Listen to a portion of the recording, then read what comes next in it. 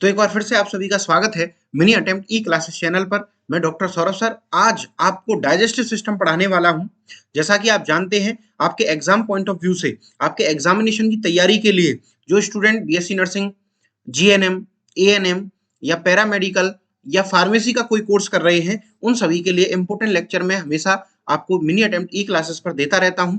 तो उसी सीरीज में आज हम पढ़ेंगे डाइजेस्टिव सिस्टम के बारे में, क्योंकि जनरली कॉम्पिटिटिव एग्जाम की तैयारी तो आपको हर चैनल पर मिलेगी, लेकिन मिनी अटेम्प्ट ई क्लासेस वो जगह है, वो स्थान है जहां पर सभी के बेसिक्स क्लियर कराए जाते हैं। जिस घर की नींव मजबूत होती है वो घर लंबे समय तक टिकता है। ठीक उसी प्रकार, उसी सोच को लेते हुए, उसी प्रण को लेते हुए मैं मिनी अटेम्प्ट ई क्लासेस पर जो बीएससी नर्सिंग कर रहे हैं, जीएनएम कर रहे हैं, बीएमएस कर रहे हैं या मेडिकल का कोई कोर्स कर रहे हैं, पैरामेडिकल का कोई कोर्स कर रहे हैं, उन विद्यार्थियों को ध्यान में रखते हुए, फर्स्ट ईयर से ही उनका बेस क्लियर कराते हुए, बेसिक टॉपिक्स को पढ़ाते हुए और यूनिवर्सिटी एग्जाम में अच्छे से अच्छे नंबर दिलाने के लिए मैं हमेशा प्रयास करता रहता हूं और कर रहा हूं। तो आज हम शुरुआत करते हैं डाइजेस्टिव सिस्टम की। तो डाइजेस्टिव सिस्टम क्या है? Digestive system is the group of organ. देखिए, सिस्टम का मतलब क्या होता है? सिस्टम का मतलब होता है ग्रुप ऑफ ऑर्गन, मतलब जहां पर कई सारे ऑर्गन मिलकर के एक तंत्र का निर्माण करते हैं।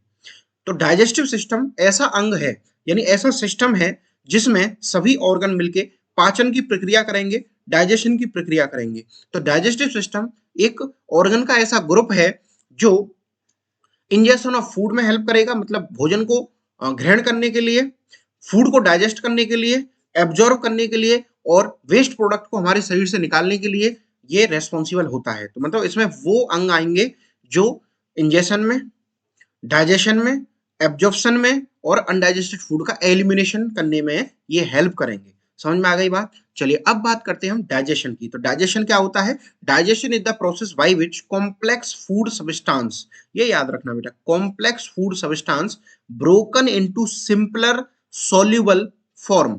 मतलब आसान भाषा में समझो, पाचन वह क्रिया है, डाइजेशन वह क्रिया है जिसमें कॉम्प्लेक्स फूड सब्सटेंस मतलब जटिल खाद्य पदार्थों को तोड़ करके सिंपल सॉल्युबल फॉर्म में, ये एब्जॉर्बेबल फॉर्म में बना दिया जाता है।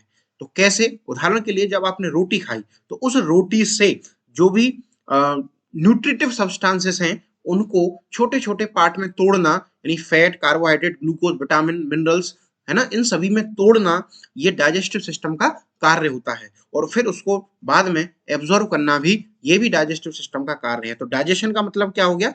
डाइजेशन का आसान भाषा में, पाचन का मतलब कॉम्प्लेक्स फूड को सिंपल एब्जॉर्बेबल फॉर्म में तोड़ना ही डाइजेशन कहलाता है। मतलब एक आप अगर वन लाइन में डेफिनेशन चाहते हैं तो डाइजेशन का मतलब है, पाचन एक ऐसी प्रक्रिया है, डाइजेशन एक ऐसी प्रक्रिया है जिसमें कॉम्प्लेक्स फूड को सिंपल एब्जॉर्बेबल फॉर्म में तोड़ा जाता है, जिससे बॉडी में वो एब्जॉर्ब हो सके, बॉडी के काम आ सके। समझ में आ गई बात? चलिए अब बात आती है स्टेप्स ऑफ डाइजेशन, मतलब जो डाइजेशन की प्रक्रिया होती है, जो पाचन की प्रक्रिया है, उसके कौन कौन से स्टेप हैं, यानी किन किन चरणों से, किन किन स्टेप से ये कंप्लीट होती है। तो इसमें सबसे पहला स्टेप आता है इंजेशन। सबसे पहला स्टेप है बेटा डाइजेशन का इंजेशन। इंजेशन का मतलब क्या होता है? इंजेशन का मतलब है taking of food into the mouth, मतलब माउथ के अंदर, ओरल कैविटी के अंदर फूड को इंट्रोड्यूस कराना ही, भोजन को रखना ही इंजेशन कहलाता है। जैसे आपने रोटी का टुकड़ा तोड़ा और उसको मुंह में रख लिया, दैट इज इंजेशन। उसके बाद में आता है डाइजेशन। डाइजेशन जो है, डाइजेशन का मतलब होता है बेटा पाचन।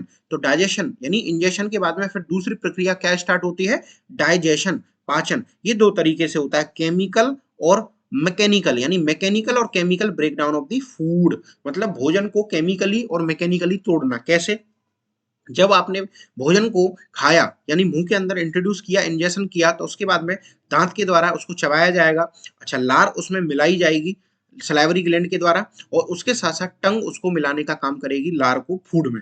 तो हमने क्या देखा कि दांतों ने चबाया, दैट इज मैकेनिकल, मतलब इसमें क्या हुआ? एनर्जी खर्च हुई, ये मैकेनिकल काम हो गया। उसके बाद में जो लार आई है, यानी जो सलाइवा आया है, वो है केमिकल, जो उस फूड को डाइजेस्ट करने में काम करता है। हाँ, सबसे पहले जो डाइजेशन स्टार्ट होता है वो माउथ में स्टार्ट होता है। माउथ में ही सबसे पहले डाइजेशन स्टार्ट होता है, ध्यान रखना। First digestion start in mouth, ये एमसीक्यू लिख लो। और माउथ में जो डाइजेशन होता है वो किसका होता है? उसमें ग्लूकोज में, सॉरी, माल्टोज को ग्लाइकोजन में परिवर्तित किया जाता है। किसको? माल्टोज को ग्लाइकोजन में परिवर्तित किया जाता है बेटा, ये याद रखना आप, ठीक है? चलिए उसके बाद में अब बात आती है एब्जॉर्प्शन। एब्जॉर्प्शन की अगर हम बात करें तो एब्जॉर्प्शन का मतलब क्या होता है, अवशोषण। मतलब डाइजेशन के बाद में जब हर सब्सटेंस को छोटे छोटे टुकड़ों में तोड़ दिया गया, मतलब एब्जॉर्बेबल फॉर्म में तोड़ दिया गया, तो क्या होगा, हमारी आंतें जो होगी यानी स्मॉल इंटेस्टाइन जो होगी वो क्या करेगी, जो न्यूट्रिएंट्स हैं, जो न्यूट्रिटिव सब्सटेंस हैं, उनको एब्जॉर्ब करके और ब्लड में और लिम्फ में घुलने का काम करेगी। उसके बाद में अगला होता है बेटा एसिमिलेशन। अगला फंक्शन या अगला स्टेप क्या है डाइजेशन का, एसिमिलेशन। इसका मतलब होता है utilization of the absorbed nutrient by the body cell. Assimilation एक ऐसी प्रक्रिया है जिसके द्वारा जो भी एब्जॉर्ब किया गया, जो भी सब्सटेंस, चाहे वो ग्लूकोज हो, मिनरल हो, वाटर हो, कुछ भी हो, वो जो भी एब्जॉर्ब किया गया, जो भी इसेंशियल प्रोडक्ट एब्जॉर्ब किया गया है, उसको बॉडी की सेल किस प्रकार यूज करेंगी और किस प्रकार यूज करती हैं, इस बात के लिए एसिमिलेशन प्रोसेस होती है, यानी एसिमिलेशन प्रोसेस के थ्रू ये काम होता है।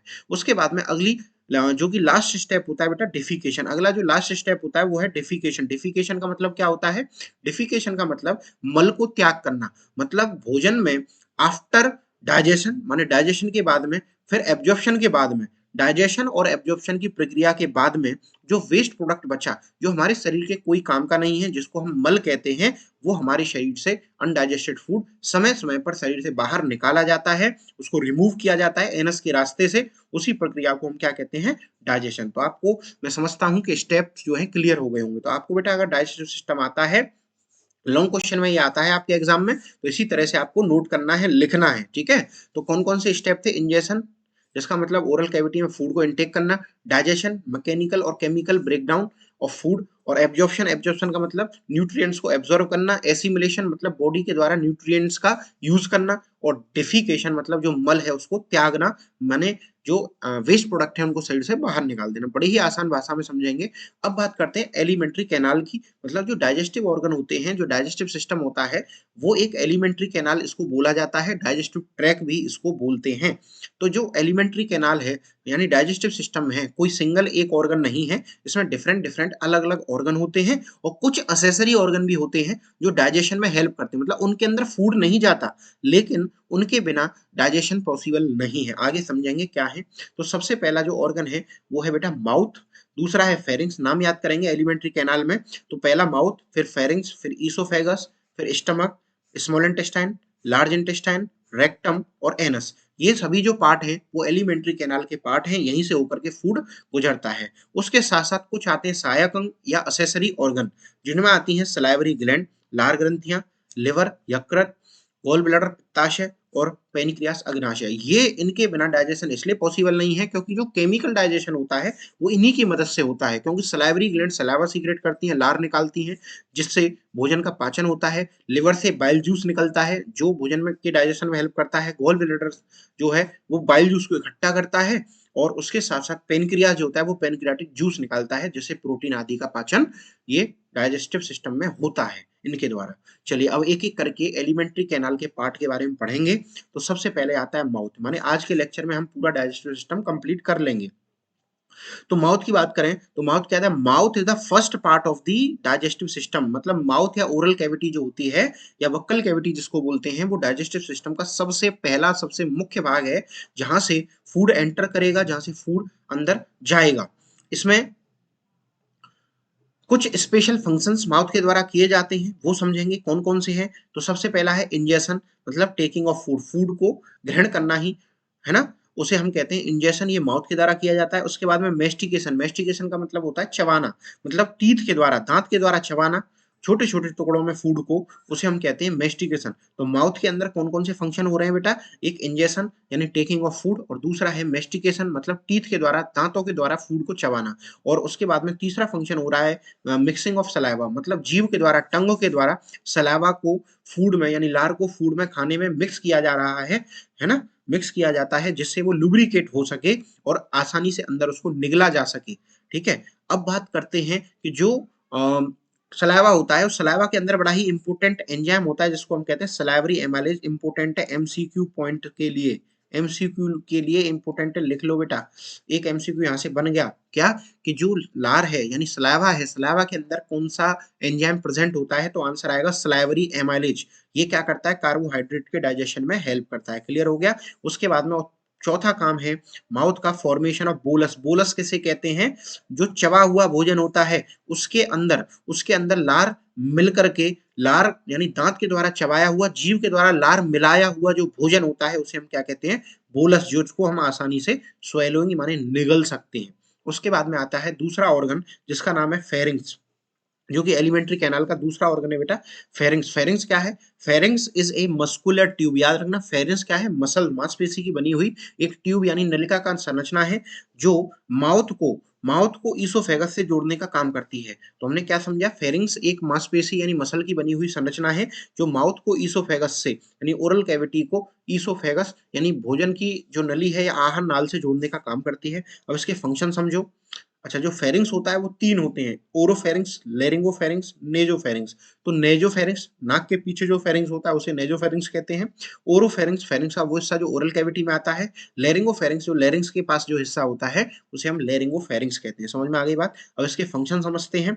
तो फेरिंग्स का सबसे पहला फंक्शन है पैसेज ऑफ फूड, मतलब ये फूड और एयर दोनों के लिए पैसेज की तरह काम करता है, ठीक है। उसके बाद में स्वेलोइंग माने निगलने में हेल्प करेगा, माने वॉलेंट्री और इनवॉलेंट्री मूवमेंट यानी फूड को निगलने के लिए जो इच्छा के अनुसार और अनिच्छिक तरीके से जो मूवमेंट होते हैं उनको ये कराने में हेल्प करेगा। उसके अलावा prevent the entry into the nasal cavity, और इसका एक फंक्शन ये भी है कि ये नेजल कैविटी या नोज के अंदर या ट्रेकिया के अंदर फूड को जाने से ये रोकेगा। क्यों रोकेगा? क्योंकि इसके पास में, इसी के पास में एक स्ट्रक्चर होती है जिसको हम क्या कहते हैं, एपीग्लोटिस, है ना। एक स्ट्रक्चर होती है बेटा जिसको हम बोलते हैं एपीग्लोटिस। ये एपिग्लोटिस क्या करता है, एपिग्लोटिस एक फ्लैप या लीफ लाइक स्ट्रक्चर होता है, लीफ शेप स्ट्रक्चर होता है, लीफ शेप फ्लैप होता है। ये क्या करेगा, जब फूड की एंट्री होती है तो ये एयरवे को ब्लॉक कर देता है, और जब एयर यानी सांस जाती है तब ये फूड को यानी फूड कैनाल को या ईसोफेगस को ब्लॉक कर देता है, ठीक है। क्लियर हो गया? चलिए उसके बाद में अब आते हैं ईसोफेगस की तरफ। तो ईसोफेगस क्या है? Oesophagus is a muscular tube, ये भी एक मसल की ट्यूब है जो फेरिंग्स को स्टमक से कनेक्ट करने का काम करती है, फेरिंग्स को स्टमक से जोड़ने का काम करती है, ठीक है।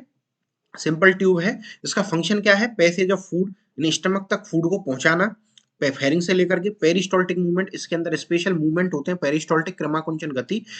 इसमें क्या होता है कि जो फूड है वो एकदम से स्टमक तक नहीं पहुंचता है, वो धीरे धीरे कैंचुए जैसी गति करता हुआ पहुंचता है। उसके बाद में ये प्रिवेंट करती है बैक फ्लो को, मतलब इसकी एक खासियत भी है, जो पेरिस्टोल्टिक मूवमेंट की वजह से जो भोजन आप एक बार अंदर निगल लेते हो उसको ये बैक वापस नहीं आने देती है, ठीक है।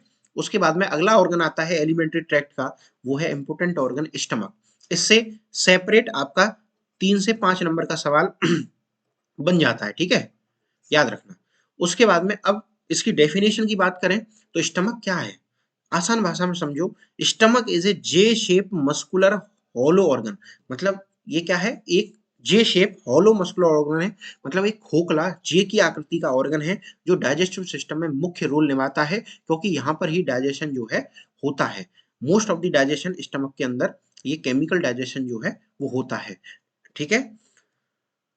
ये क्या करेगा, that connect oesophagus to the small intestine, और ये भी क्या है, एक मस्कुलर हॉलो मस्कुलर ऑर्गन है, जे शेप का होता है, और ईसोफेगस को इन स्मॉल इंटेस्टाइन से जोड़ने का काम करता है, और इसको हम टेम्परेरी स्टोरेज ऑफ फूड भी कहते हैं। यानी ये एक तरह से किसकी तरह काम कर रहा है, टेम्परेरी रिजर्वॉयर ऑफ फूड, यानी स्टमक जो है रिजर्वॉयर ऑफ फूड की तरह काम करता है, गैस्टर इसको बोला जाता है। ये क्या करेगा, फूड को टेम्परेरी स्टोर करेगा, और इसमें मैकेनिकली और केमिकली दोनों प्रकार से जो डाइजेशन है वो फूड का होता है। और डाइजेशन के बाद यहाँ पर कायम बनता है, कायम मतलब ऐसा फूड जिसके अंदर HCl हो, यानी HCl प्लस म्यूकस, यानी हम कह सकते हैं गैस्ट्रिक जूस प्लस फूड, यानी ऐसा फूड जिसके अंदर गैस्ट्रिक जूस मिल चुका है उसको हम कायम कहते हैं, ठीक है। अब स्टमक की पोजीशन की बात करें तो इसकी लोकेशन होती है अपर एब्डोमेन में, मतलब मोस्टली कहां पर, लेफ्ट हाइपोकोंड्रिक रीजन, एपिगैस्ट्रिक रीजन, ठीक है। और कुछ हिस्सा इसका अम्बिलिकल रीजन पे भी प्रेजेंट होता है। तो mostly upper side of abdomen यानी लेफ्ट साइड में ये प्रेजेंट होता है, लेफ्ट हाइपोकोंड्रिक, और लेफ्ट साइड में ये एपिगैस्ट्रिक रीजन में ये प्रेजेंट होता है, ठीक है। उसके बाद में अब बात आती है शेप की, तो इसकी शेप होती है बेटा जे शेप, और शेप पूछेंगे तो जे शेप या क्रीसेंट शेप का ये होता है, और ये डायलेटेड इसके अंदर स्ट्रक्चर है, ये ऐसी स्ट्रक्चर है जो डायलेटेबल है, मतलब फैल सकती है। तो आप इस डायग्राम में आप देख सकते हो, आप डायग्राम में आसानी से देख सकते हो, सामने जो डायग्राम बना हुआ है वो किसका है बेटा, स्टमक का। ये इसका पहला पार्ट है जिसको कार्डियक बोलते हैं। उसके बाद में दूसरा पार्ट फंडस है ना, उसके बाद में तीसरा पार्ट ये बॉडी पार्ट है, ठीक है। उसके बाद में ये चौथा पार्ट पाइलोरस पार्ट है ये। उसके बाद में इसमें कुछ कर्वेचर है बेटा, लेसर कर्वेचर और ग्रेटर कर्वेचर आगे मैं पढ़ाऊंगा, तो आप एक बार स्ट्रक्चर इसको देख लीजिए और इसको आप एग्जाम में डायग्राम को ड्रॉ कर सकते हैं। चलिए उसके बाद में अब आते हैं इसके एक एक करके पार्ट पे। तो इसमें कौन कौन से पार्ट हैं। सबसे पहला पार्ट है कार्डिया पार्ट, जो कि ईसोफेजियल ओपनिंग यानी जहां पर ईसोफेगस खुलती है स्टमक के अंदर, उस पार्ट को हम कार्डियक पार्ट कहते हैं, जो कि ऊपरी हिस्सा है। आप देख सकते हो ये जो पोर्शन है इसी को हम कहते हैं बेटा कार्डियक पार्ट, ठीक है। इसी पोर्शन को हम क्या कहते हैं, कार्डियक पार्ट। उसके बाद में दूसरा पार्ट है फंडस पार्ट, जो कि डोम शेप पार्ट होता है, अपर मोस्ट पोर्शन होता है स्टमक का, मानी स्टमक का सबसे ऊपरी डोम शेप हिस्सा, ये रहा डोम शेप, यानी जो उभरा हुआ है, डोम की आकृति का उभरा हुआ जो हिस्सा है, इसी को हम क्या बोलते हैं बेटा, फंडस बोलते हैं। उसके बाद में तीसरा है बॉडी, इसको कॉर्पस भी बोला गया है, बॉडी पार्ट या कॉर्पस पार्ट। ये एक सेंट्रल रीजन है, बड़ा हिस्सा है, यहाँ से लेकर यहाँ तक, यानी ये स्टमक का जो पूरा बड़ा हिस्सा है वो बॉडी बनाता है, ठीक है। बॉडी एक लार्ज हिस्सा है। उसके बाद में फिर आता है अगला पार्ट पाइलोरस। पाइलोरस क्या है, it is the distal portion leading to the duodenum. ये एक डिस्टल पार्ट है जो ड्यूडेनम से जुड़ा हुआ है। ये जो पोर्शन है इसी को हम क्या कहते हैं बेटा, ड्यूडेनम। ये क्या है, ड्यूडेनम स्मॉल इंटेस्टाइन का पहला हिस्सा होता है ड्यूडेनम, और ये पाइलोरस पार्ट है। पाइलोरस जो है दो दो प्रकार से होता है, पाइलोरस एंट्रम और पाइलोरस कैनाल। तो ये चार पार्ट हैं इसके, कौन कौन से, कार्डियक, फंडस, बॉडी और पाइलोरस, याद रखना। अब एक एक करके इनके पार्ट के बारे में समझेंगे। तो कौन कौन से पार्ट है स्टमक के, सबसे पहला पार्ट है कार्डियक पार्ट। कार्डियक पार्ट जो होता है वो एक स्मॉल पार्ट है, जो कि ईसोफेगस जहां पर खुलता है स्टमक के अंदर, वहां पर ये उपस्थित होता है, वहां पर ये प्रेजेंट होता है, याद रखना। और इट कंसिस्ट ऑफ कार्डियक, ये इंपॉर्टेंट बात है, एमसीक्यू आता है। तो कार्डियक स्पिक्टर जो होता है, कार्डियक स्पिंक्टर जो होता है वो यहीं पर प्रेजेंट होता है। हमने क्या समझा, कार्डियक पार्ट जो है वो ईसोफेगस की ओपनिंग के पास में होता है, मतलब ईसोफेगस जहां स्टमक से जुड़ती है वहां पर होता है। और कार्डियक स्पिंक्टर यानी एक स्पिंक्टर, एक मसल का बना हुआ एक बाल्व लाइक स्ट्रक्चर होती है, जो बैक फ्लो को रोकती है, भोजन के बैक फ्लो को ये रोकती है, मतलब स्टमक से वापस खाना ईसोफेगस में ना आए, उसके लिए कार्डियक स्पिंक्टर जिम्मेदार होता है। उसके बाद में अगला आता है दूसरा फंडस पार्ट। अगला पार्ट कौन सा है बेटा, फंडस पार्ट। फंडस पार्ट क्या है, फंडस एक डोम शेप पार्ट है, याद रखना, डोम शेप पार्ट होता है। ये भी आपके एमसीक्यू के लिए इंपॉर्टेंट है, क्या, फंडस किस शेप का होता है, तो डोम शेप का होता है ना। और ये लोकेटेड होता है above the level of cardiac opening, cardiac opening से भी ऊपर होता है, यानी कार्डियक ओपनिंग से भी, कार्डियक पार्ट से भी हल्का सा ऊपर उभरा हुआ होता है, यानी इसीलिए ये डोम शेप है। उसके बाद में आता है बॉडी या कॉर्पस पार्ट। ये सेंट्रल या लार्जेस्ट पार्ट ऑफ स्टमक होता है, स्टमक का सबसे लार्जेस्ट पार्ट है। यही मेन साइट होती है, माने इसी के अंदर मैकेनिकल चर्निंग और केमिकल डाइजेशन, यानी चर्निंग मूवमेंट, जो स्टमक के अंदर जो मूवमेंट होते हैं उसको हम चर्निंग मूवमेंट कहते हैं, जिससे डाइजेशन की प्रक्रिया होती है, मैकेनिकली फूड को छोटे छोटे टुकड़ों में तोड़ा जाता है। और केमिकल डाइजेशन माने जो गैस्ट्रिक जूस है वो सीक्रेट यहीं पर यानी बॉडी पार्ट में ही होते हैं। उसके बाद में अगला पार्ट आता है पाइलोरस पार्ट। पाइलोरस पार्ट क्या है, पाइलोरस पार्ट ये एक डिस्टल नैरो पोर्शन होता है स्टमक का, स्टमक का लास्ट और नैरो पोर्शन होता है, जो ड्यूडेनम से डायरेक्टली कनेक्ट होता है। ड्यूडेनम क्या है, 25 सेंटीमीटर का एक पार्ट होता है, स्मॉल इंटेस्टाइन का पहला हिस्सा होता है ना। और ड्यूडेनम जो है सी शेप का होता है, ये ध्यान रखना। तो ये उसी सी शेप के पार्ट से स्टमक जुड़ा हुआ होता है, इसका पाइलोरस पार्ट, यानी pylorus part of stomach duodenum से डायरेक्टली जुड़ा हुआ होता है। और यहीं पर एक एमसीक्यू आपको मिलेगा कि जो पाइलोरस पार्ट है स्टमक का, वहां पर पाइलोरिक स्फिंक्टर प्रेजेंट होता है। ये पाइलोरिक स्फिंक्टर क्या करेगा, ये बैक फ्लो को रोकेगा, मतलब एक बार स्टमक से भोजन आगे पहुंच गया, मतलब इंटेस्टाइन में पहुंच गया, ड्यूडेनम पे पहुंच गया, तो ये बैक फ्लो को रोकेगा, मतलब जिससे वापस खाना बैक फ्लो में ना आ जाए, मतलब स्टमक के अंदर वापस ना आए, है ना। तो जो कायम है, कायम जो स्टमक के अंदर बना, मैंने आपको क्या बताया, कायम मतलब गैस्ट्रिक जूस मिला हुआ जो भोजन है वो कायम कहलाता है। तो वो आगे स्मॉल इंटेस्टाइन में चला जाता है, तो उसकी बैक फ्लो को रोकने के लिए पाइलोरिक स्फिंक्टर होता है। उसके बाद में स्टमक के आते हैं बेटा कर्वेचर, क्योंकि स्टमक 5 नंबर में सेपरेट पूछते हैं तो आपको सारी चीजें लिखनी पड़ेंगी। तो स्टमक के कर्वेचर की अगर हम बात करें तो ग्रेटर कर्वेचर और लेसर कर्वेचर। ग्रेटर कर्वेचर जो है वो लॉन्ग कॉन्वेक्स बॉर्डर होता है, और lesser curvature short concave border होता है। देखो समझो, कॉनकेव और कॉन्वेक्स, देखो ये है लेसर कर्वेचर। तो लेसर कर्वेचर आप यहाँ से यहाँ तक देखो, यहाँ से लेकर के यहाँ तक पार्ट है, छोटा पार्ट है, और कॉनकेव पार्ट है। अगर हम ग्रेटर कर्वेचर की बात करें तो ग्रेटर कर्वेचर देखो यहाँ से लेकर के यहाँ तक पूरा बड़ा पार्ट है, ठीक है, बड़ा पार्ट है ग्रेटर कर्वेचर, और ये कैसा है, कॉन्वेक्स है, ठीक है, क्लियर हो गया। चलिए उसके बाद में अब आते हैं रिलेशंस पर, स्टमक के रिलेशंस पर। तो कभी कभी 2 से 3 मार्क्स में रिलेशन ही पूछ ले जाते हैं ना, 2 से 3 मार्क्स में रिलेशन भी पूछ ले जाते हैं। तो समझो एंटीरियरली ये रिलेशन जो है सामने की तरफ से, फ्रंट से डायफ्राम और एंटीरियर एब्डोमिनल वॉल से रिलेट करता है। पोस्टीरियर इसके जो रिलेशन है बैक साइड में पेनक्रियास प्रेजेंट होता है, स्प्लीन होता है, left kidney, left adrenal gland present होती है। सुपीरियरली अगर हम देखें तो डायफ्राम और इसोफेगस होता है। इन्फीरियरली अगर हम देखें नीचे की तरफ तो ट्रांसवर्स कोलन और लूप ऑफ स्मॉल इंटेस्टाइन होती हैं, यानी स्मॉल इंटेस्टाइन होती है नीचे की तरफ। और लिटरल साइड में देखें तो लेफ्ट साइड में स्प्लीन और राइट साइड में लिवर होता है। क्लियर हो गया। चलिए अब बात करते हैं फंक्शंस ऑफ स्टमक। स्टमक के फंक्शंस की बात करें तो सबसे पहला है स्टोरेज। तो स्टोरेज कैसे करेगा, ये फूड का टेम्परेरी स्टोरेज करता है, मतलब खाना इसमें पहुंचने के बाद लगभग 2 से 3 घंटे बाद या 3 से 4 घंटे बाद डाइजेशन होने के बाद, मैकेनिकल और केमिकल दोनों प्रकार का डाइजेशन होने के बाद ये स्मॉल इंटेस्टाइन में पहुंचता है, इसलिए स्टोरेज इसका ये फंक्शन है। उसके बाद में मैकेनिकल और केमिकल दोनों प्रकार का ये डाइजेशन करता है, यानी चर्निंग मूवमेंट के द्वारा ये फूड को गैस्ट्रिक जूस के साथ में मिक्स कर देता है, जिससे मैकेनिकल डाइजेशन कंप्लीट होता है। और केमिकल डाइजेशन कैसे होता है, तो प्रोटीन का डाइजेशन तो पेप्सिन के द्वारा किया जाता है, ये भी एक एमसीक्यू आपके लिए मिल गया। प्रोटीन का डाइजेशन पेप्सिन के द्वारा किया जाता है जो कि गैस्ट्रिक जूस में होता है। और जो एचसीएल होता है, हाइड्रोक्लोरिक अम्ल, ये फूड में उपस्थित माइक्रोब उनको मार देता है और एक एसिडिक पीएच या एसिडिक इन्वायरमेंट बनाता है, जिससे पेप्सिनोजन पेप्सिन में कन्वर्ट होता है, यानी डाइजेशन की जो केमिकल प्रक्रिया है वो कंप्लीट होती है। समझ गए। उसके बाद में आता है अगला फंक्शन, फॉर्मेशन ऑफ काइम, यानी काइम का फॉर्मेशन करता है। तो जैसा कि मैंने आपको बताया सेमी लिक्विड जो फूड है उसको फॉर्म्ड करेगा, जिससे डाइजेस्टिव जूस इसमें मिल जाए, यानी डाइजेस्टिव जूस मिलने के बाद का जो फूड है उसे हम काइम कहते हैं। उसके अलावा सीक्रेशन करता है। तो सीक्रेशन काय का करता है, तो गैस्ट्रिक जूस का, एचसीएल का, पेप्सिनोजन का, इंट्रिंसिक फैक्टर का और म्यूकस का, इन सभी चीजों का सीक्रेशन करता है। उसके अलावा एब्जॉर्प्शन का काम है। तो एब्जॉर्प्शन कुछ लिमिटेड चीजों का ही करता है, जैसे कि वाटर है, एल्कोहल है और कुछ ड्रग्स हैं, उनको स्टमक एब्जॉर्ब करता है, याद रखना। उसके बाद में प्रोटेक्शन, प्रोटेक्शन की अगर हम बात करें तो ये बचाव किससे करता है, तो इसके पास में म्यूकस प्रेजेंट होता है, म्यूकस की लाइनिंग होती है जो एचसीएल से बचाव करती है, और साथ ही साथ जो माइक्रोब हैं उनको भी ये मारता है, इसलिए ये प्रोटेक्शन हमारी बॉडी का हो रहा है। उसके बाद में रेगुलेशन ऑफ एम्प्टिंग, मतलब भोजन कब, यानी कब पेट खाली होगा, कैसे बैक फ्लो को रोका जाएगा, ये सारी चीजों की जिम्मेदारी भी स्टमक की होती है। मतलब स्टमक का एक रेगुलेशन ऑफ एम्प्टिंग में भी फंक्शन है, मतलब पायलोरिक स्फिंक्टर जो होता है वो कंट्रोल करता है काइम कब ड्यूडेनम में रिलीज किया जाएगा, उसको समझ गए। चलिए उसके बाद में जो कि हम बार बार कह रहे थे स्मॉल इंटेस्टाइन स्मॉल इंटेस्टाइन, तो अब हम पढ़ते हैं स्मॉल इंटेस्टाइन के बारे में। तो देखिए स्मॉल इंटेस्टाइन क्या है। स्मॉल इंटेस्टाइन, जिसको हम छोटी आंत के नाम से जानते हैं, ये एक लॉन्ग कॉइल्ड ट्यूबुलर ऑर्गन होता है, मतलब एक ट्यूब लाइक स्ट्रक्चर है, लंबी है, लॉन्ग है और कॉइल्ड स्ट्रक्चर होती है। कैसी है, ये कॉइल्ड स्ट्रक्चर है, बेटा ध्यान रखना, कॉइल्ड स्ट्रक्चर है,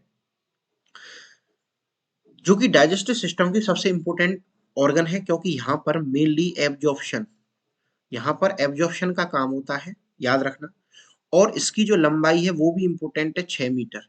इसकी जो लेंथ है 6 मीटर होती है, इसकी लेंथ 6 मीटर है। लंबाई इसकी ज्यादा होती है, फिर भी इसको स्मॉल इंटेस्टाइन इसलिए बोलते हैं क्योंकि इसका डायमीटर छोटा होता है। और ये कहाँ से कहाँ तक एक्सटेंड होती है, तो स्मॉल इंटेस्टाइन एक्सटेंड होती है पाइलोरस ऑफ स्टमक से लेकर के इलियोसिकल जंक्शन ऑफ, या इलियोसिकल जंक्शन यानी caecum part of large intestine. तो स्टमक के पाइलोरस एंड से लेकर के caecum part of large intestine के सीकम पार्ट तक ये स्मॉल इंटेस्टाइन प्रेजेंट होती है, 6 मीटर लंबी होती है। एब्जॉर्प्शन का काम यहाँ पर होता है, ठीक है, लॉन्ग और एक कॉल्ड ट्यूबुलर स्ट्रक्चर है, समझ में आ गया होगा। और इसमें मेनली एब्जॉर्प्शन ऑफ न्यूट्रिएंट्स, ये याद रखना मेन साइट है, ये आपके लिए एमसीक्यू भी मिल गया यहाँ पर, main site for digestion and absorption of nutrients का डाइजेशन और एब्जॉर्प्शन यहीं पर होता है। और मोस्टली जो मेनली जो डाइजेशन है, किस डाइजेशन है वो तो आपका कहाँ पर स्टमक में कंप्लीट हो गया था, लेकिन कुछ पार्ट जैसे फैट का एमल्सिफिकेशन है, प्रोटीन का है, तो वो डाइजेशन जो है वो स्मॉल इंटेस्टाइन के ड्यूडेनम में हो जाता है। लेकिन मेनली स्मॉल इंटेस्टाइन का काम एब्जॉर्प्शन का होता है, ठीक है, यानी जो न्यूट्रिएंट है उनको एब्जॉर्ब करने में, अवशोषण करने में हेल्प करता है। उसके बाद में अब बात करते हैं एक एक करके इसके पार्ट की। तो स्मॉल इंटेस्टाइन के यदि हम पार्ट की बात करें तो सबसे पहला पार्ट है डुडेनम। अगर डुडेनम को देखें तो डुडेनम क्या है, इट इज द, समझेंगे एक एक करके, it is the first part and shortest part. एक तो सबसे छोटा है और पहला पार्ट है, फर्स्ट पार्ट है स्मॉल इंटेस्टाइन का। लंबाई होती है इसकी 25 से 30 सेंटीमीटर लगभग। शेप होती है इसकी सी शेप, और ये हेड ऑफ पेनक्रियास को सराउंड करता है। इंपॉर्टेंट बात, ये रिसीव करता है कायम को रिसीव करता है स्टमक से, और बाइल को रिसीव करता है लिवर से, और पेनक्रियाटिक जूस को रिसीव करता है पेनक्रियास से। मतलब ये रिसीविंग यूनिट है। यहाँ पर स्टमक से कायम आएगा, लिवर से बाइल जूस आएगा, और पेनक्रियास से पेनक्रियाटिक जूस आएगा, जिससे डाइजेशन की प्रक्रिया हो सके। और इसका फंक्शन क्या है, chemical digestion with using of enzyme and bile. यानी पेनक्रियास से निकलने वाले एंजाइम है, बाइल जूस से निकलने वाले जो एंजाइम है, उन सब के द्वारा ये केमिकल डाइजेशन में हेल्प करेगा। डोडेनम क्लियर हो गया। इसी तरीके से आपको लिख देना है बेटा। अगर हम जुजिनम की बात करें, जो कि सेकंड पार्ट है स्मॉल इंटेस्टाइन का, ये मिडिल पोर्शन होता है और 2.5 मीटर लॉन्ग होता है। कितना होता है, 2.5 मीटर लॉन्ग, मीटर में। ये mainly upper part of the abdomen में ये प्रेजेंट होता है। और याद रखना, जुजिनम जो पार्ट होता है, इसके अंदर बिलाई प्रेजेंट होती है। बिलाई क्या होती है, बिलाई ऐसी फिंगर लाइक स्ट्रक्चर होती हैं जो एब्जॉर्प्शन के सरफेस एरिया को बढ़ा देती हैं। एब्जॉर्प्शन के सरफेस एरिया को ये बिली बढ़ा देती हैं, जिससे ज्यादा से ज्यादा मात्रा में न्यूट्रिएंट का एब्जॉर्प्शन हो सके और ब्लड में मिलाया जा सके। तो ये बिलाई क्या करती है, एब्जॉर्प्शन कर लेती है न्यूट्रिएंट का, जैसे कार्बोहाइड्रेट है, प्रोटीन है, फैट का, इनका। तो जुजिनम के अंदर डाइजेशन के बाद में एब्जॉर्प्शन स्टार्ट हो जाता है। उसके बाद में अगला है इलियम, जो कि फाइनल या लास्ट पोर्शन होता है स्मॉल इंटेस्टाइन का। 3.5 मीटर लॉन्ग होता है, और ये लार्ज इंटेस्टाइन में ये डायरेक्टली लार्ज इंटेस्टाइन में खुलता है इलियोसिकल जंक्शन के द्वारा। यानी इलियोसिकल जंक्शन एक ऐसा स्थान होता है, एक ऐसी जगह होती है, माने जहां पर इलियम और सीकम आपस में जुड़ते हैं। तो इलियम यानी स्मॉल इंटेस्टाइन का लास्ट हिस्सा, सीकम लार्ज इंटेस्टाइन का पहला हिस्सा, जब ये आपस में मिलते हैं तो उस जगह एक जंक्शन बनता है, इलियोसिकल जंक्शन। अच्छा, ये जंक्शन इसलिए भी इंपॉर्टेंट है क्योंकि यहाँ पर क्या होता है, अपेंडिक्स होती है ना, अपेंडिक्स। ये जो अपेंडिक्स होती है बेटा, अपेंडिक्स क्या करती है, ये अपेंडिक्स जो है वो एक वेस्टिजियल फिलहाल में ऑर्गन है, लेकिन लिम्फेटिक ऑर्गन की तरह भी काम कर रही है। या हम बात करें, यहाँ पर लिम्फोइड टिश्यू होते हैं, जिसकी मदद से हमें इम्यूनिटी भी यहाँ पर लगभग मिल रही है। ठीक है, जो अपेंडिक्स है लगभग 9 सेंटीमीटर ये लंबी होती है, फिंगर लाइक स्ट्रक्चर होती है। ठीक है, अगर इसमें इन्फ्लामेशन होता है तो उसे अपेंडिसाइटिस कहते हैं, और अपेंडिसाइटिस के लिए सर्जरी करते हैं, अपेंडिसेक्टमी। समझ में आ गई बात। तो इसीलिए इलियोसिकल जंक्शन इंपॉर्टेंट है। अब इलियम की अगर हम बात करें तो इलियम में एब्जॉर्प्शन का काम होता है बेटा, ध्यान रखना। तो विटामिन B12 का एब्जॉर्प्शन, बाइल सॉल्ट का, और रिमेनिंग जो न्यूट्रिएंट है, जो बचे हुए न्यूट्रिएंट है, तो विटामिन B12, बाइल सॉल्ट और जितने भी न्यूट्रिएंट बचे हुए हैं, उनका सबका एब्जॉर्प्शन यहाँ पर होता है। और इलियम के अंदर कुछ बिलाई होती हैं, यानी कम बिलाई होती है जुजिनम की अपेक्षा। इलियम के अंदर जुजिनम की अपेक्षा बिलाई की संख्या कम होती है, क्योंकि यहाँ पे एब्जॉर्प्शन कम होता है। तो मोस्टली एब्जॉर्प्शन जो है वो जुजिनम में ही कंप्लीट हो जाता है। चलिए, उसके बाद में अब बात करते हैं function of small intestine, small intestine के फंक्शन की। तो सबसे पहला फंक्शन है इसका बेटा डाइजेशन। भाई सबसे पहला फंक्शन क्या है इसका, डाइजेशन, यानी डाइजेशन, पाचन। तो ये क्या कर रहा है, कार्बोहाइड्रेट, प्रोटीन, फैट, एंजाइम, इन सभी का डाइजेशन ये कंप्लीटली, और बाइल का इमल्सिफिकेशन ये कंप्लीटली ड्यूडेनम के अंदर ही कर दे रहा है, इसीलिए डाइजेशन फंक्शन है। दूसरा एब्जॉर्प्शन फंक्शन, क्योंकि मैंने आपको अभी पढ़ाया कि ये एब्जॉर्प्शन यानी बिलाई की मदद से एब्जॉर्प्शन करने में हेल्प कर रहा है। उसके अलावा सीक्रेशन, सीक्रेशन मतलब कुछ एंजाइम है, जैसे कि माल्टोज है, लैक्टेज है, सुक्रेज है, इन सबको भी, यानी इंटेस्टाइनल जूस को भी ये सीक्रेट करता है। उसके अलावा इसका कुछ इम्यून फंक्शन भी है, यानी इम्यूनिटी में भी हेल्प कर रहा है। कैसे कर रहा है, पेयर पैचेस के द्वारा। ये जो पेयर पैचेस होते हैं वो स्पेशल लिम्फोइड टिश्यू हैं, जो हेल्प करते हैं बेटा इम्यूनिटी देने में। मतलब जो एबनॉर्मल बैक्टीरिया, वायरस है, उनको मारने में ये हेल्प करेंगे, यानी इम्यूनिटी देंगे। उसके अलावा मोटिलिटी, तो फूड को आगे भेजने में, पेरिस्टाल्टिक मूवमेंट कराने में ये हेल्प करता है। ठीक है, चलिए, तो हमने स्मॉल इंटेस्टाइन को समझ लिया। अब जो इस चैप्टर का लास्ट पार्ट है, लार्ज इंटेस्टाइन, वो हम समझेंगे। तो देखो, लार्ज इंटेस्टाइन समझो, लार्ज इंटेस्टाइन क्या होती है। ठीक है, तो large intestine is the terminal part of digestive system. मतलब डाइजेस्टिव सिस्टम का एक टर्मिनल या आखिरी हिस्सा होता है ये। और ये कहाँ से कहाँ तक प्रेजेंट होता है? ये प्रेजेंट होता है बेटा इलियोसिकल जंक्शन से लेकर के एनस तक। इलियोसिकल जंक्शन से स्टार्ट होता है, एनस पर जाकर के कंप्लीट हो जाता है।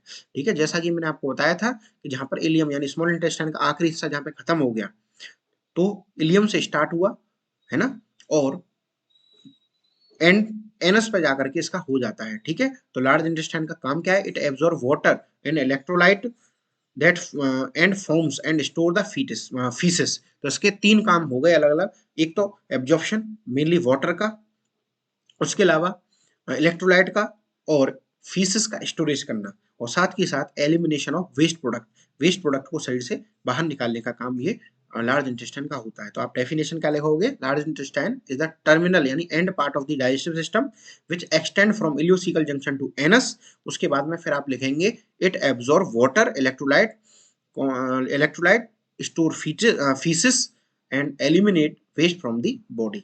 चलिए अब एक एक करके पार्ट की अगर हम बात करें तो उसमें देखो पहला पार्ट है सीकम, 8.7 सेंटीमीटर का लगभग होता है, ये असेंडिंग कोलन है। ठीक है, जो कि 6.6 सेंटीमीटर का लगभग है। ट्रांसवर्स कोलन 5.8 लगभग सेंटीमीटर का है, और डिसेंडिंग कोलन जो कि नीचे की तरफ ये डिसेंडिंग कोलन है ना। उसके बाद में सिग्मॉइड कोलन जो कि एस शेप का है, ये एस शेप का है सिग्मॉइड कोलन जो कि 6.3 लगभग सेंटीमीटर का होता है। और लास्ट पार्ट जो होता है वो है रेक्टम। तो एक एक करके इनके बारे में पढ़ेंगे फटाफट से। सबसे पहला पार्ट आता है बेटा सीकम। सीकम क्या है? It is a blind pouch at the beginning of large intestine, मतलब लार्ज इंटेस्टाइन की स्टार्टिंग जहां पर होती है वहां एक ब्लाइंड पाउच है सीकम, पहला पार्ट है, जो कि कायम को रिसीव करता है इलियम से, माने स्मॉल इंटेस्टाइन का जो लास्ट हिस्सा है इलियम, वहां से ये रिसीव करेगा किसको? कायम को रिसीव करेगा। और इलियोसिकल, यहाँ पर एक बात इंपॉर्टेंट है कि यहाँ पर इलियोसिकल वाल्व होता है जो बैक फ्लो को रोकेगा। वहीं दूसरी बात, सीकम के पास ही अपेंडिक्स होता है जिसको हम वर्मी फॉर्म अपेंडिक्स कहते हैं, अभी अभी बताया था आपको। ये एक नैरो वॉर्म लाइक प्रोजेक्शन होता है, यानी फिंगर लाइक प्रोजेक्शन होता है सीकम के ऊपर, जो लिम्फोइड टिश्यू प्रेजेंट करता है या लिम्फोइड टिश्यू इसमें प्रेजेंट होते हैं, जो इम्यून फंक्शन यानी हमें इम्यूनिटी देने में हेल्प करता है, समझ गए। तो जो अपेंडिक्स है जिसको हम वर्मी फॉर्म अपेंडिक्स कहते हैं, वो एक नैरो फिंगर लाइक स्ट्रक्चर है जो कि इलियोसिकल जंक्शन पे प्रेजेंट होती है, और इस पर लिम्फोइड टिश्यू होते हैं जो कि इम्यूनिटी देने में ये हेल्प करते हैं, समझ गए। उसके बाद में दूसरा पार्ट अगर हम बात करें तो इलियम के सीकम के बाद में दूसरा पार्ट आता है कोलम। तो कोलन जो पार्ट है, कोलन को क्योंकि ये लार्जेस्ट पार्ट है, सबसे बड़ा हिस्सा होता है और सबसे मेन पोर्शन होता है, ध्यान रखना, it is the main portion of large intestine, large intestine का सबसे मेन या मुख्य हिस्सा होता है।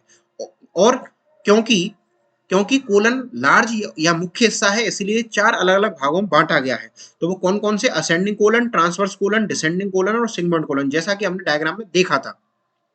तो चार अलग अलग पार्ट कौन कौन से हैं इसके कोलन के, याद करिए। Ascending colon, transverse colon, descending colon और सिग्मॉइड कोलन।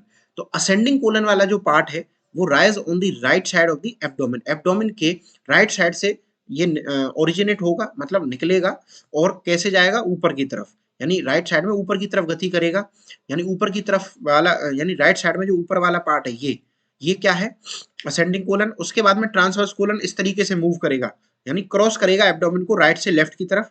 डिसेंडिंग कोलन कौन सा होगा? डिसेंड पार्ट है जो लेफ्ट साइड में नीचे की तरफ गति कर रहा है ये। तो ये इस तरीके से स्मॉल इंटेस्टाइन पूरे एब्डोमेन कैविटी में फैली हुई है। तो ये हो गया असेंडिंग कोलन, ये ट्रांसवर्स कोलन, ये डिसेंडिंग कोलन। उसके बाद में एस शेप में होता है बेटा ये सिग्मोइड कोलन। ठीक है, sigmoid colon, sigmoid colon S shape का होता है, टर्मिनल पोर्शन है, और जो कि रेक्टम में डायरेक्टली जुड़ा हुआ होता है। समझ में आ गई बात? तो हमने कोलन के पार्ट पढ़े, असेंडिंग, ट्रांसवर्स, डिसेंडिंग और सिग्मोइड। अब बात करेंगे हम रेक्टम की, जो कि लास्ट पार्ट है। रेक्टम क्या है? ये स्टोर करता है बेटा फीसिस को, ये टेम्परेरी स्टोरेज करता है फीसिस की, यानी जो वेस्ट प्रोडक्ट है जो कि एलिमिनेशन के टाइम पे हम करते हैं, उस फीसिस को, उस वेस्ट प्रोडक्ट को शरीर से बाहर निकालने के लिए या बाहर निकालने से पहले जो स्टोरेज का काम है वो रेक्टम में किया जाता है, जिसको हम समय समय पर शरीर से बाहर निकालते रहते हैं। तो समझ में आ गई बात? रेक्टम। उसके बाद में अगला पार्ट है एनल कैनाल या एनस, जो कि लास्ट पार्ट है। It is the terminal part of large intestine, large intestine का सबसे आखिरी, सबसे किनारे वाला टर्मिनल पार्ट होता है, जो डिफिकेशन की प्रक्रिया को रेगुलेट करता है। मतलब यहीं पर इंटरनल और एक्सटर्नल एनल स्पिंक्टर के द्वारा, एनल स्पिंक्टर की मदद से जो डिफिकेशन की प्रक्रिया है, मल त्याग करने की जो प्रक्रिया है, उसको रेगुलेट किया जाता है। उसके बाद में अब लास्ट में हम पढ़ेंगे लार्ज इंटेस्टाइन के फंक्शन। तो लार्ज इंटेस्टाइन का सबसे पहला फंक्शन है बेटा absorption of water and electrolyte, यानी वाटर, पानी का और इलेक्ट्रोलाइट का एब्जॉर्प्शन करना। उसके बाद में अगला फंक्शन है formation and storage of faeces, faeces का फॉर्मेशन और स्टोरेज करना। Fermentation of indigestible carbohydrate by the gut bacteria, यानी इसके अंदर स्पेशल बैक्टीरिया इकोलाई बैक्टीरिया होते हैं लार्ज इंटेस्टाइन के अंदर, तो जो बचे हुए या इनडाइजेस्टेबल जो कार्बोहाइड्रेट है उनको पाचन करना। उसके अलावा अगला फंक्शन है प्रोडक्शन ऑफ सर्टेन विटामिन, कुछ विटामिन, यानी इंपॉर्टेंट बात है लार्ज इंटेस्टाइन के अंदर विटामिन का क्या होता है बेटा, प्रोडक्शन होता है। कौन कौन सी, विटामिन के और विटामिन बी कॉम्प्लेक्स का। उसके अलावा अगला फंक्शन है एक्सक्रीशन ऑफ वेस्ट प्रोडक्ट विया डिफिकेशन, डिफिकेशन की मदद से, डिफिकेशन की प्रक्रिया के द्वारा ये वेस्ट प्रोडक्ट को शरीर से बाहर निकालने का भी काम करता है। और अगला फंक्शन है maintenance of electrolyte and fluid balance, body के अंदर फ्लूइड और इलेक्ट्रोलाइट का बैलेंस करने में हेल्प करता है। और लास्ट फंक्शन है इसका immune defence through the gut associated lymphoid tissue, यानी जिनको हम गाल्ट कहते हैं, उन्हें गट एसोसिएटेड लिम्फोइड टिश्यू की मदद से ये इम्यूनिटी देने में भी हेल्प करता है। समझ में आ गई बात। तो आज हमने बेटा डाइजेस्टिव सिस्टम को कंप्लीट किया। अगर आपके एग्जाम में डाइजेस्टिव सिस्टम आता है तो आपको यही कंप्लीट तरीके से फटाफट से छाप देना है। समझ में आ गई बात। चलिए, अगर आपको ये लेक्चर अच्छा लगा हो तो आप वीडियो को बेटा लाइक करिए, चैनल को सब्सक्राइब करिए और बेल आइकन जरूर दबाइए, जिससे आपको सभी वीडियोस के बेटा नोटिफिकेशन आपको मिल सके। ठीक है, आज के लिए इतना ही। Thank you very much. मिलते हैं बेटा नेक्स्ट क्लास में।